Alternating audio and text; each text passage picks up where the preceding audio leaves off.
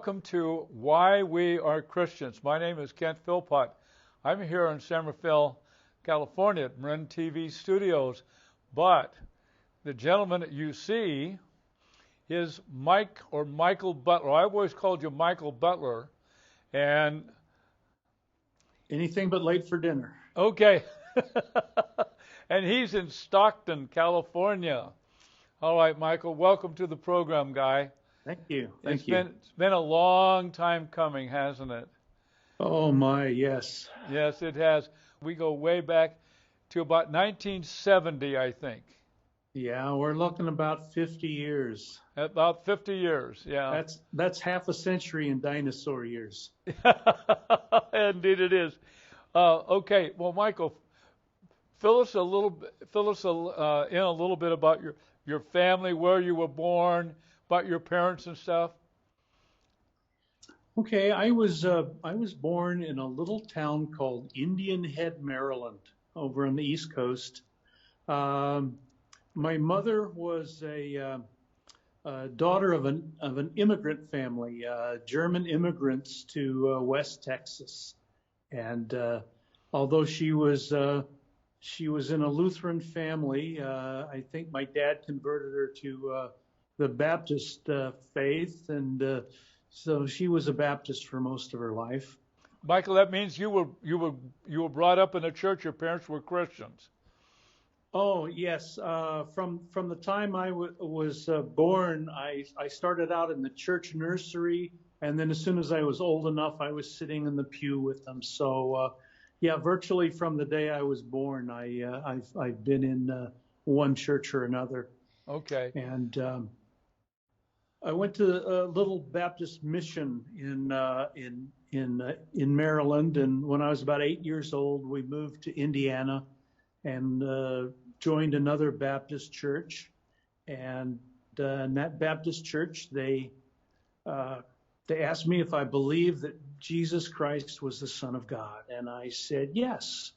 And they were asking the wrong question, though, because I would have said, do you believe that Noah built the ark? Yes. Do you believe in Joshua, Judges, and oh yeah, I'm convinced. Yeah. Why would the adults in my life lie to me?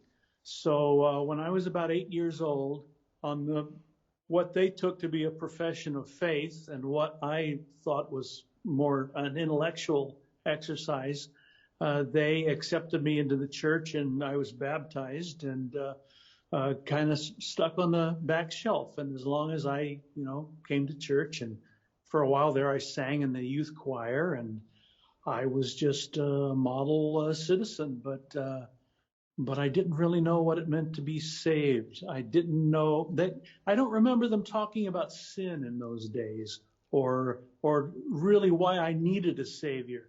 As long as I believed that Jesus was the Son of God, that seemed to be enough for them. And so they didn't tell me that I, needed to be converted or that the gospel would change my life. And so I just kind of, I wasn't saved, but I was, I was a member of the church, and went along that way for many years. But so, it's what we have a tendency to call Christianized. We become Christianized. It's so ubiquitous in our culture. I had the same thing happen in a Baptist church in Portland, Oregon, and I never knew. I had a similar experience to you. I was no Christian. They never told me that I needed to ask for forgiveness of my sins, and of course I was a all-American kid. I didn't think I was much of a sinner, so I didn't know that I needed to be saved, and they also didn't talk about discipleship all that much, and so they didn't talk about a transforming life. As I made the profession of faith, they stamped me on the forehead and stuck me back on the shelf, and I went that way for many years. Okay. Now, where did you go to high school, Michael? Went to high school here in Stockton. Went to college here for a couple years. Bounced around to a couple different colleges until I just got tired of going to school, and then I went out to work for a living, and that was mostly here in California.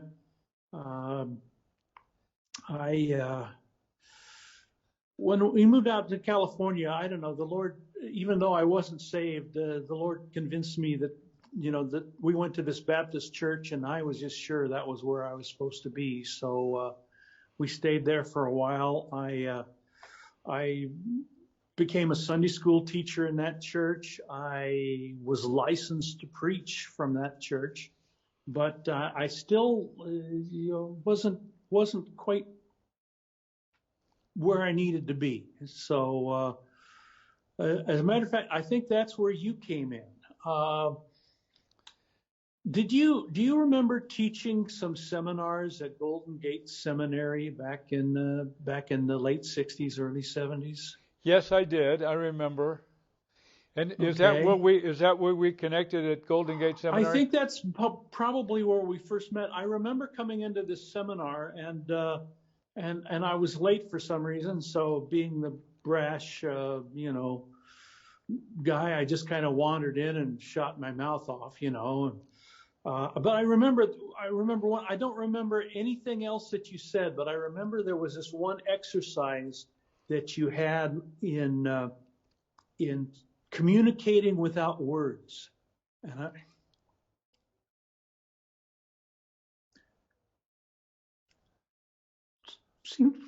seems like I cry a lot these days, but I remember you standing there, and for some reason you picked me, and you were going to communicate something without words, and you smiled at me, you opened up your arms, and you came over and you embraced me. And I think at that moment, I began to understand what grace was all about. And even though I'd grown up in the church and I'd heard preaching and I'd read my Bible, I didn't really understand grace until that weekend. And as I recall, it was you at the front of the class. So I owe a great debt to you too, Kent. Michael, I remember that we ended up our band Joyful Noise. Didn't we come up to your church in Stockton and play? That I don't remember, but I do remember visiting your church in San Rafael, and I think you come up and did a rally. You might have had a singing group with me again. That was a good half century ago, and my memory is what I used to forget with. So, I remember it, Michael. I remember us driving up to Stockton with our band Joyful Noise, and it was toward the very end of our togetherness as a band at that point. We were just winding down in the early 70s, but I remember also connecting with you there at that church, Baptist Church in Stockton. Yeah, Harmony Baptist. Okay, I think that was the name, Michael, indeed. So so there you are. Now, let's go back a couple of family details.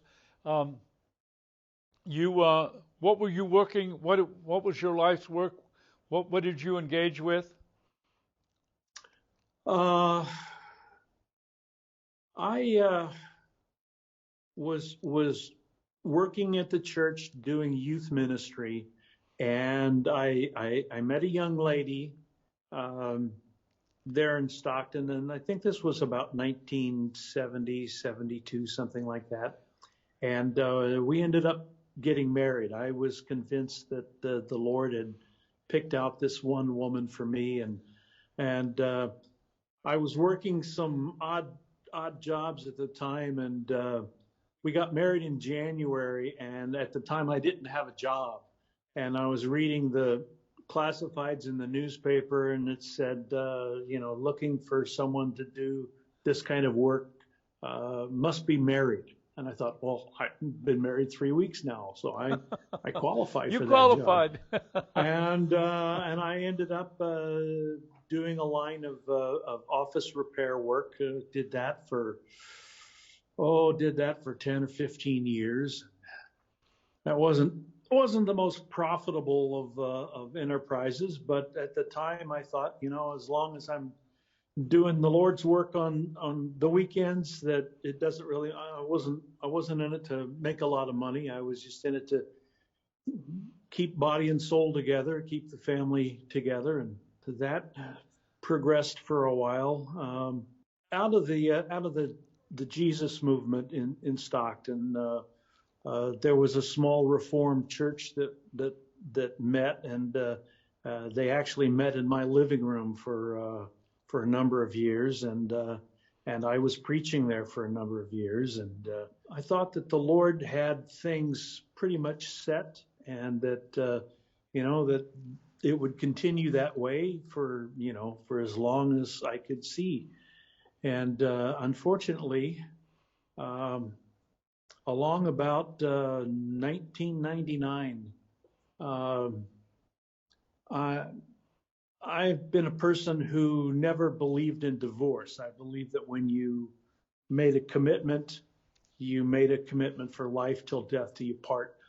Unfortunately, my wife at the time did not have the same feeling, and she divorced me right around 1999, 2000. That was really difficult for me to take.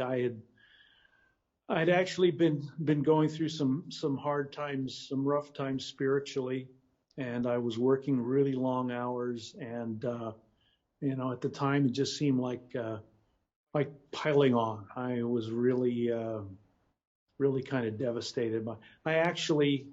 I believe I became angry with God over the whole situation, but the whole concept of being angry with God was so foreign to me.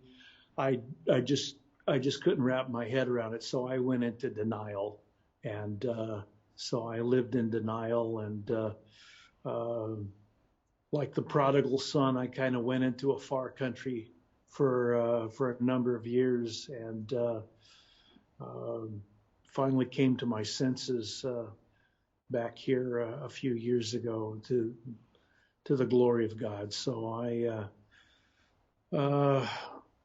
it hasn't been an easy life. It certainly hasn't progressed the way that I thought it would, but I think the Lord through a couple of unfortunate events brought me to my senses, and like the prodigal who realized he was living in a pig pen. It's like, there's got to be more to life than this. And so I started making my way back to the Lord's house, and I believe He has brought me back, and I believe He has a purpose for me. I think there's something He has going for me that I just don't know what it is yet. Michael, let me ask you, did you have any kids? I have five children. 5 children. They're all grown and raised now, and I've got, let me see, I think 11 going on 12 grandchildren. Okay. Well, you got me beat. I got 5 kids too, but I don't have that many grandkids yet, but I eventually will. I'm eventually past you. Oh, okay, good. Now, Michael, so now I'm gonna turn the clock back a little bit. Okay. I'm gonna give you a time. I'm gonna tell you about the time. It would have been in the it probably would have been around 1980, 1981, in that neighborhood. You came and visited me at my house in San Rafael on Knocknable Way, Terra Linda, and you came into my house, and you were going to explain to me Calvinistic Reformed theology. Remember that? Mm-hmm. Mm-hmm. I remember. Now this is a reason I'm bringing this up because this is a turning point in my life. I had become a Christian in 1963, and in a Baptist church with your typical what we call Arminian theology. Mm-hmm. Mm-hmm. And I knew about Calvinism and so on, and I completely rejected that. But anyway, so you came into my living room at my house there, and you were telling me about Reformed Calvinistic theology. And I got mad at you and kicked you out of my house. Yes, you did. It's not the worst thing you could have done. I've never forgotten that, Michael. I can see you right now in my mind's eye way back then, you know. And Michael, I've never been able to figure out why I got mad at you.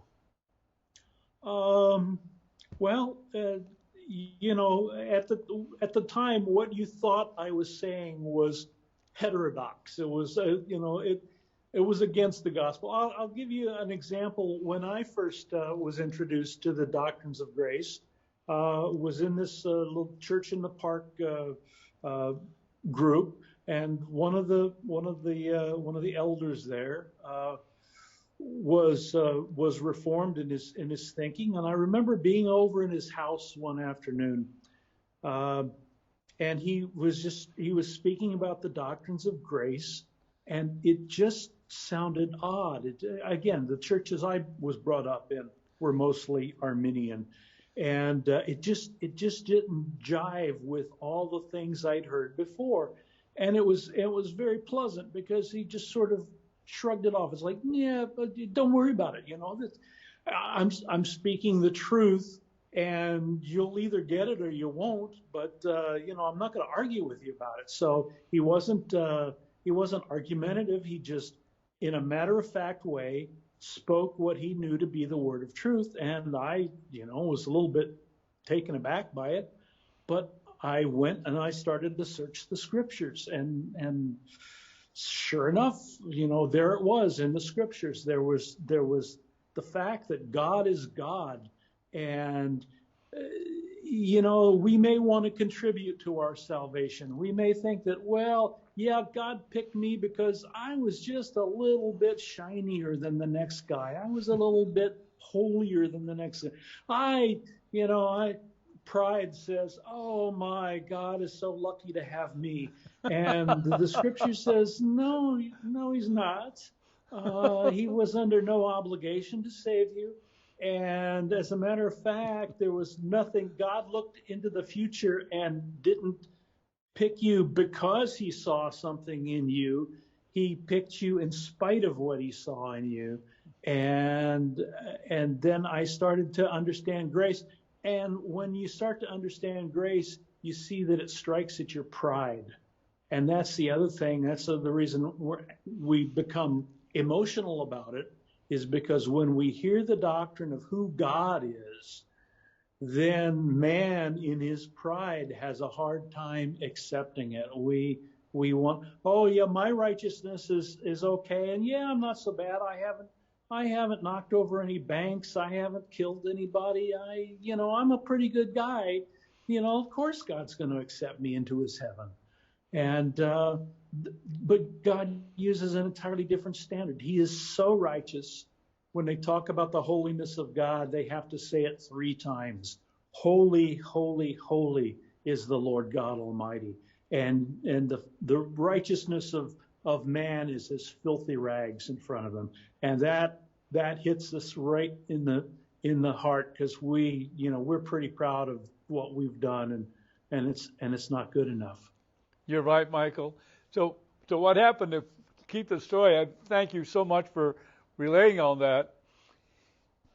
So I asked you to leave, and then at some point a little bit after that, I started to think about this. I started to wonder what this Reformed theology is. And so I started reading up on it, and I didn't really know anybody that identified with the Calvinistic Reformed theology. And and then all of a sudden one day, it just flipped over. I saw it. I saw it. It became very clear to me, the predestining, the electing, the calling, the justifying, the glorifying. Romans 8:30. I said to myself, how did I miss this all these years? How did that happen? And I was a little embarrassed, but so little by little, I began to read people like Spurgeon, Charles Haddon Spurgeon, and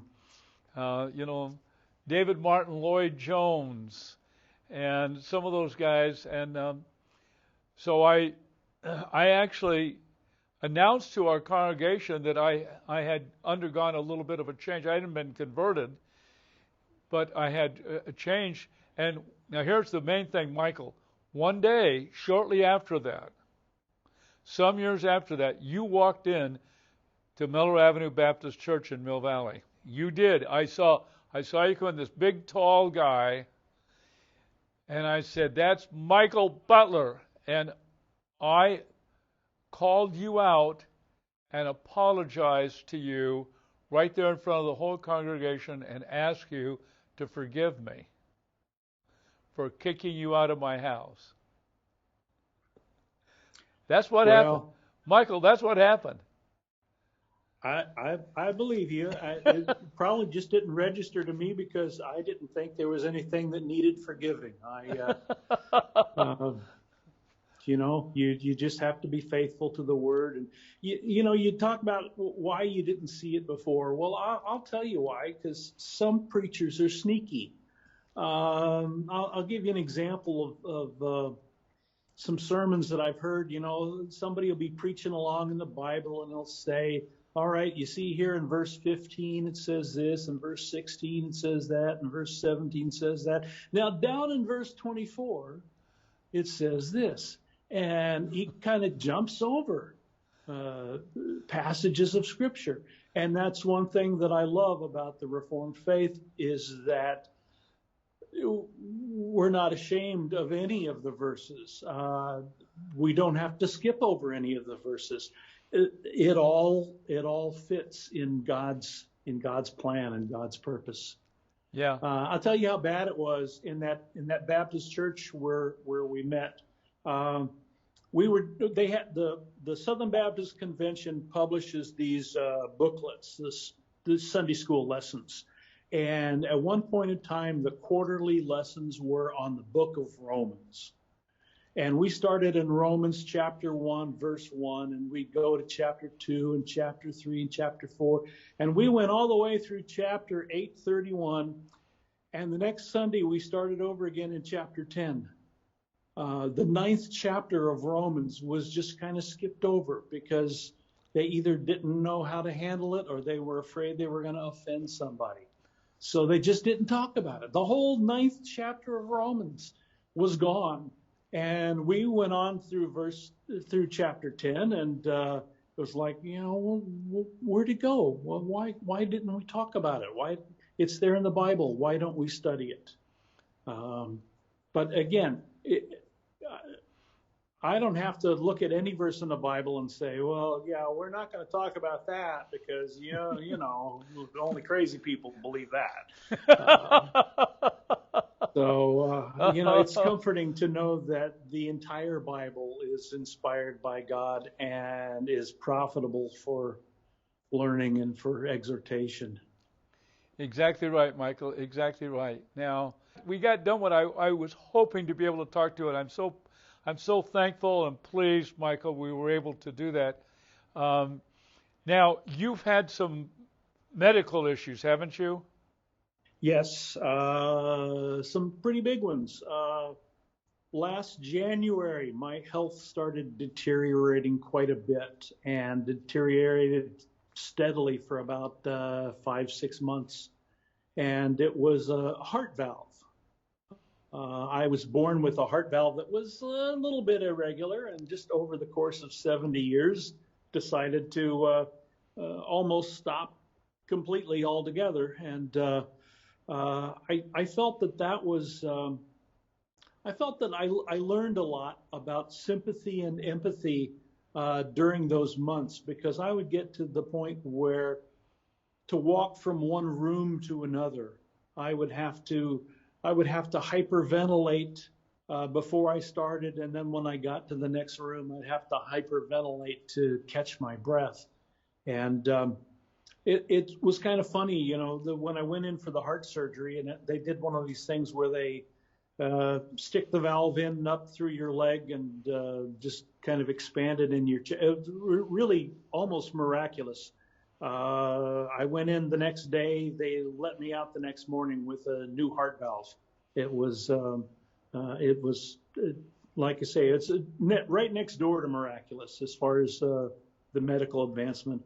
But they were asking me, questions like, well, they expected me to be nervous about, well, maybe you're going to die on the table, And I was like, no, I'm not worried about that. God hasn't taught me all these things that just drop me. Why would he spend 6 months teaching me patience, teaching me empathy with people who are sick and who are diseased? And why would he teach me all of those things and then just call me home? Why not have me step out in front of a bus and, get it all over with quickly? I feel like I've learned a lot this last year, and that somehow God is going to incorporate that into some sort of ministry, or at least into my character, so that I am a more sensitive, caring human being. Yeah, it doesn't compute with some of my past, but Well, Michael, that is wonderful. I can't tell you how happy I am to be able to reconnect with you after all of these years, and gives me a chance to thank you for being willing to drive from Stockton down to San Rafael and speak to this guy. And well, like I say, when I look back over my life, you've had a large impact on my spiritual life. So I figure we're even. We're even, Mike. Well, except I need you to come over to my house so I can kick you out. I figure that's only fair. Well, Michael, I gotta say, I thought to thank you for being on the program. And Yes, sir. so right now, what I'm going to do, I'm going to close out by saying, my name is Kent Philpott. I'm the pastor of Miller Avenue Baptist Church in Mill Valley, California. And you can see this programming, invite other people to see it by going to our website, milleravenuechurch.org. That's milleravenuechurch.org. And you'll be able to direct people to watch this video between Michael Butler and myself. All right. So long.